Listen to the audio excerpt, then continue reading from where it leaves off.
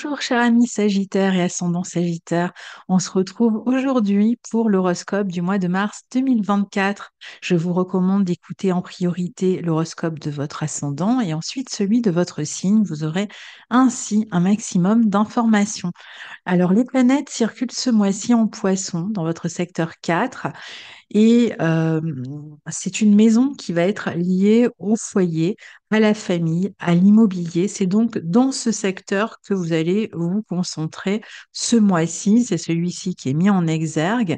Et ce sera encore le cas un petit peu le mois suivant, sachant que vous avez déjà Saturne et Neptune dans ce signe, dans ce secteur 4, et que les planètes traversant ce signe des poissons, eh bien, forment tour à tour aussi des sextiles à Jupiter et Uranus dans votre secteur 6.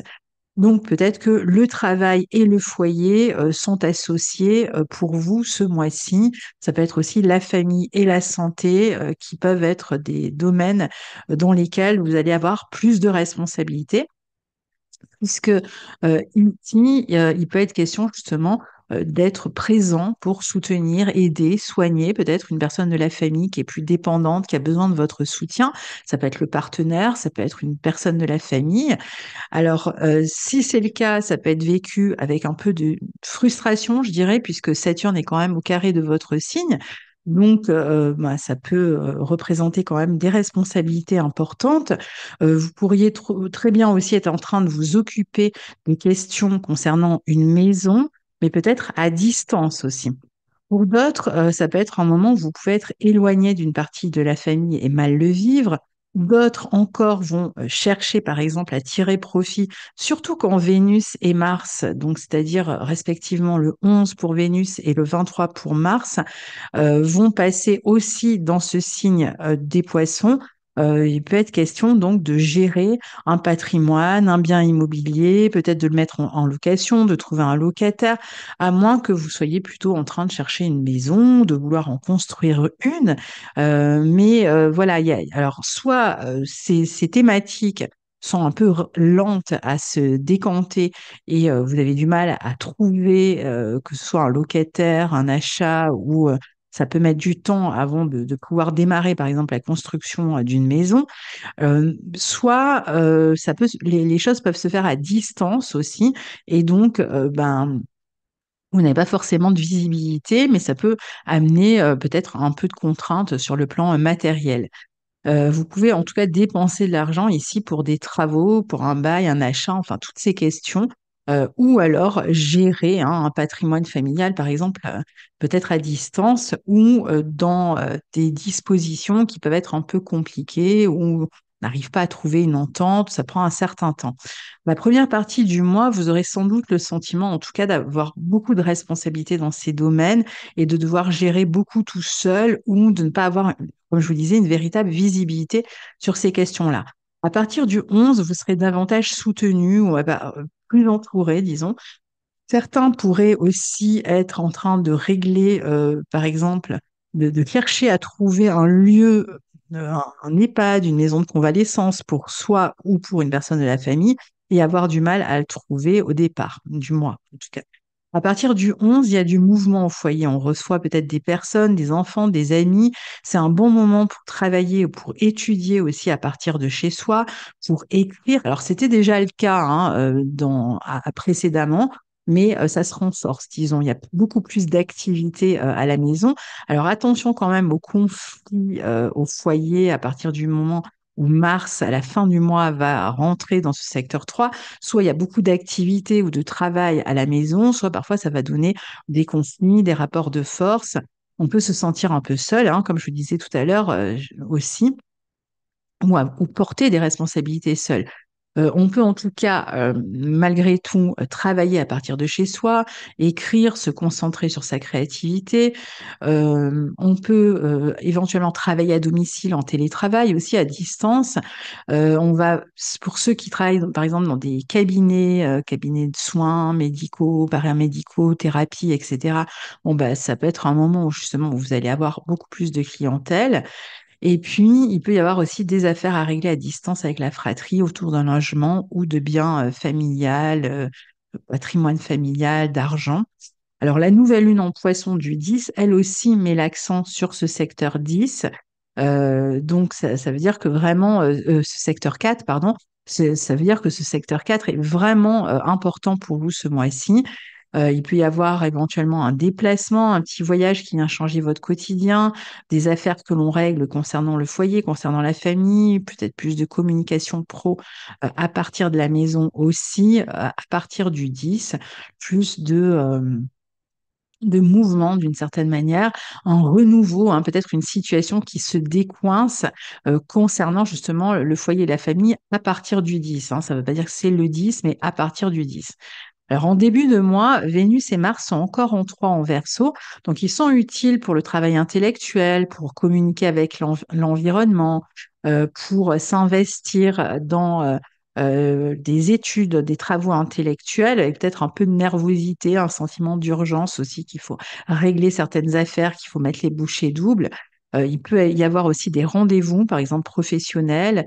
On peut aussi être en relation, par exemple, avec une agence, avec ou en train de régler des affaires administratives qui prennent beaucoup de temps, qui prennent ou des écrits. Hein, on peut travailler sur des écrits aussi qui prennent beaucoup de temps, sur des formations aussi, mais toujours un peu avec ce sentiment d'urgence, de rapidité et de tension hein, due à cette urgence.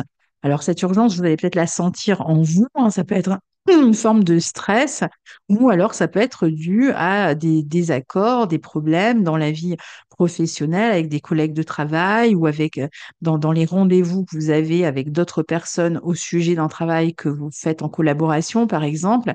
Mais quoi qu'il en soit, il y a beaucoup plus de communication, d'échanges. Par les réseaux sociaux, par Internet, on peut même faire des rencontres hein, par le biais d'Internet ici.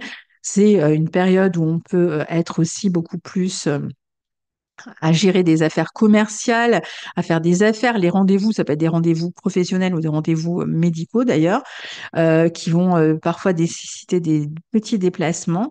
Alors attention tout de même, les 3 et 9 où Vénus et puis ensuite Mars le 9 forment un carré à Uranus, ça peut donner quand même des tensions ici, hein, avec des collègues de travail, un quotidien qui peut être un peu déstabilisé, des disputes, des désaccords, des difficultés à s'accorder sur un projet même créatif ou professionnel. Parfois, ça va être des tensions avec la fratrie ou avec le voisinage. Attention aussi si vous conduisez ces jours-là à éviter la vitesse. Faites attention si vous avez une voiture qui est un peu défectueuse à ne pas la prendre hein, parce que c'est vraiment un aspect qui peut amener des accidents, parfois des accidents aussi tout simplement en marchant. Donc évitez l'imprudence en tout cas autant que vous le pouvez dans les déplacements, dans la conduite. On peut aussi avoir envie de se libérer mentalement d'une situation.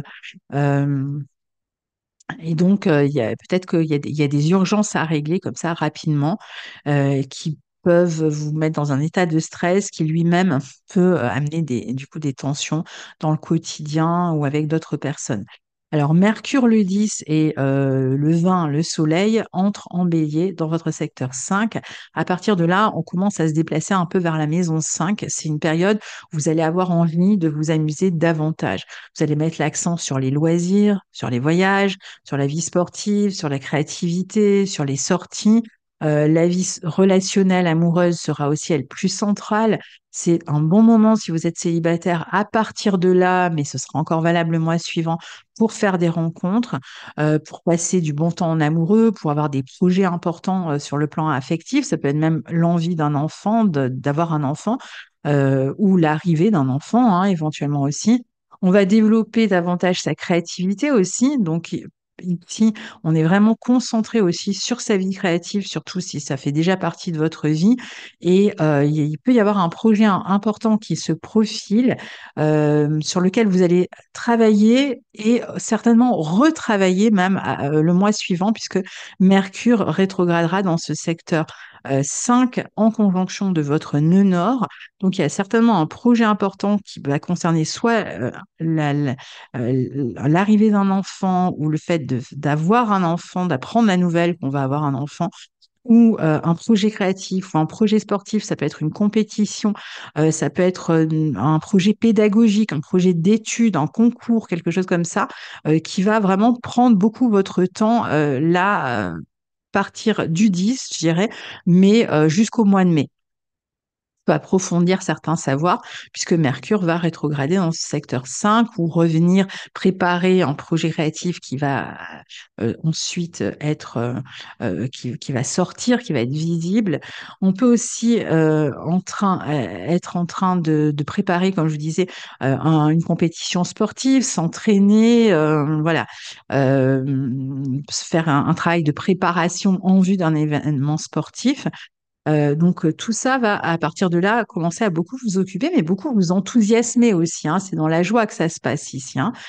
Euh, donc, ça, c'est pour le Mercure et le Soleil dans votre secteur 10, qui favorisera là aussi, à partir de là, ces deux planètes favoriseront grandement les rencontres, notamment des rencontres importantes, je dirais presque prédestinées avec le nœud nord qui s'y trouve, hein. Donc, il peut y avoir vraiment des rencontres extrêmement importantes ou un projet extrêmement important qui se profile pour vous ou un projet même de couple en collaboration extrêmement important qui se profile pour vous. Et la pleine lune en balance du 25, qui sera une éclipse lunaire au nœud sud, aura lieu justement dans votre secteur 11, ce qui veut dire que le soleil, lui, sera en 5.